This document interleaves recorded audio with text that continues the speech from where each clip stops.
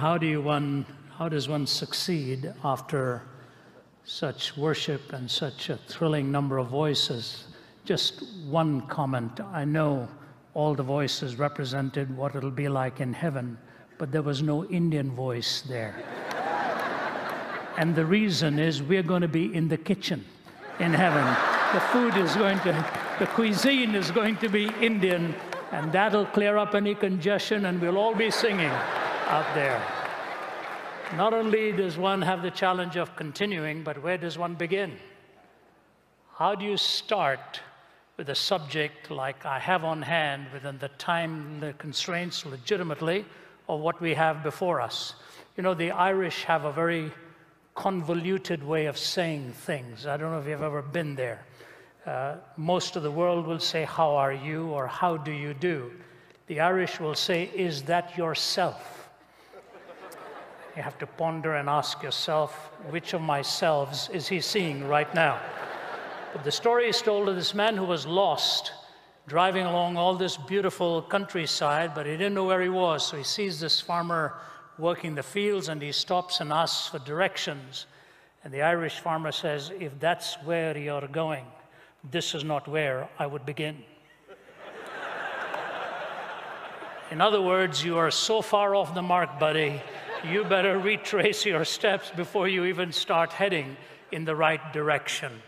Sometimes I think culturally we reach that mark. You know, where do we begin? How do we start the change?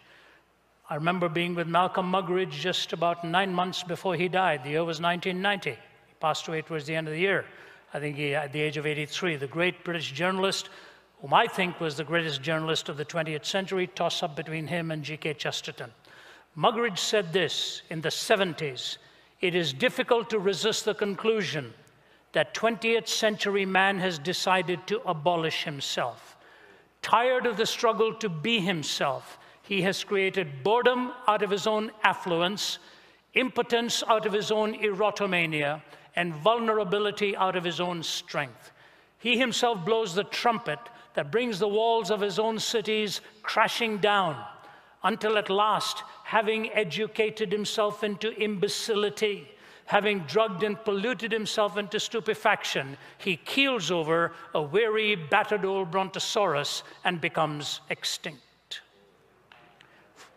40 years ago, Muggeridge had that insight, and I had just a few hours with him in his home in England, because I'd read just about everything he'd written, and I don't know if anybody could turn a phrase better than Muggeridge, whose word choice was so excellent, where he always chose that best word to trigger the emotion that he wanted engendered in what he said.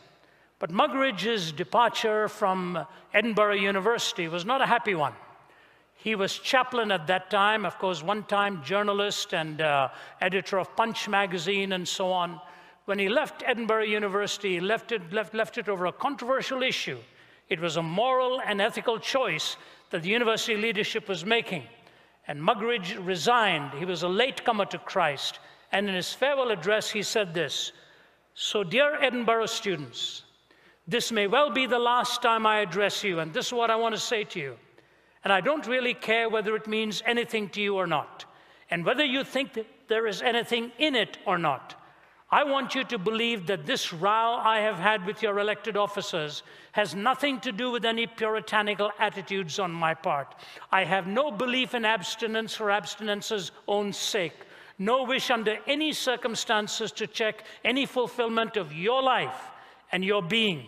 But I have to say to you this, that whatever life is or is not about, it is not to be expressed in terms of drug stupefaction and casual sexual relations. However else we may venture into the unknown, it is not, I assure you, on the plastic wings of Playboy magazine or psychedelic fancies.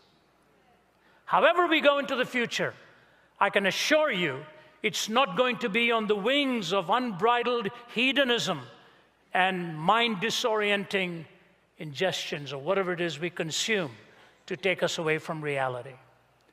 This cultural tidal wave that began somewhere in the 60s, and now 50 years later has ridden to a crescendo that you and I find so daunting that the more and more strange the reaction we now see from powers that be, pause and say, how did we ever get here? What were the stepping stones that brought us to this point of such an audacious, anti-sacred state of mind? The desacralizing of everything, the profanation of everything, making it commonplace. The walls have come crumbling down. Chesterton said, whenever you put up a wall or whenever you pull down a wall, always pause long enough to ask why it was put there in the first place. Whenever you pull down a fence, always pause long enough to ask why was it put there in the first place. In the mid-400s before Christ, there was a man in a Persian palace. His name was Nehemiah. He was a civil engineer. He was not an instructor in theology. Unlike Ezra, who was a priest, Nehemiah was a civil engineer. And he was placed in this unique position of trust. Think about it. He was really an exile. But the monarch had him taste the food before he would consume it. Such a man of impeccable character was Nehemiah. And I want to read for you just 8 verses from chapter 2, because in chapter 1, his brother has come with a contingent from his homeland. And the first question Nehemiah asks him is, how's the city of Jerusalem? How are its walls? What's happening? And his brother said, Nehemiah, you don't want to hear it, but its walls are in ruins, its gates are badly burned, the city is in disarray. 4 months later, this conversation takes place as the king looks at Nehemiah and asks him a question. In the month of Nisan, in the 20th year of King Artaxerxes, when wine was brought before him, I took the wine and gave it to the king. I had not been sad in his presence before. But so the king asked me, why does your face look so sad? Why, when you're not really ill? This can be nothing but sadness of heart. I was very much afraid, but I said to the king, may the king live forever. Why should not my face look sad when the city where my fathers are buried lies in ruins and its gates have been destroyed by fire? The king said to me, what is it you want? Then I prayed to the God of heaven, and I answered the king, if it pleases the king and if your servant has found favor in his sight, let him send me to the city in Judah where my fathers are buried, so that I can rebuild it. Then the king with the queen sitting beside him asked me, how long will your journey take? And when will you get back? It pleased the king to send me, so I set a time. I also said to him, if it pleases the king, may I have letters to the governors of the Trans-Euphrates, so that they will provide me safe conduct until I arrive in Judah. And may I have a letter to Asaph, keeper of the king's forest, so he will give me timber to make beams for the gates of the citadel by the temple, and for the city wall, and for the residence I will occupy. And because the gracious hand of my God was upon me, the king granted my request. When your kind pastor wrote to me and asked about coming here, and I knew the challenge of selecting a subject within the parameter of the time slot, I wondered what best could I say in these few minutes that hopefully will accomplish something in your own life and certainly in my own. I want to say to you, for 42 years, I have covered this globe. I was telling your pastor that in the last 10 weeks, I've been in 12 different countries. When you arrive, whether in the body or out of the body, you cannot tell, but you're there. You look at your watch and you want to make sure you're looking at the right time zone, and so I have a backup to make sure I'm looking at the right time. And yet every time I return to the soils of the United States, something more tragic takes place, something more daring, something more dramatic, and you say, where is all this headed? So I just want to talk to you briefly. How do we prepare? And it's never a simple task. Nobody knows who penned these words. It's credited to anonymity. But generally, they credit it to a woman writer who wrote this kind of poetry, and she put it this way.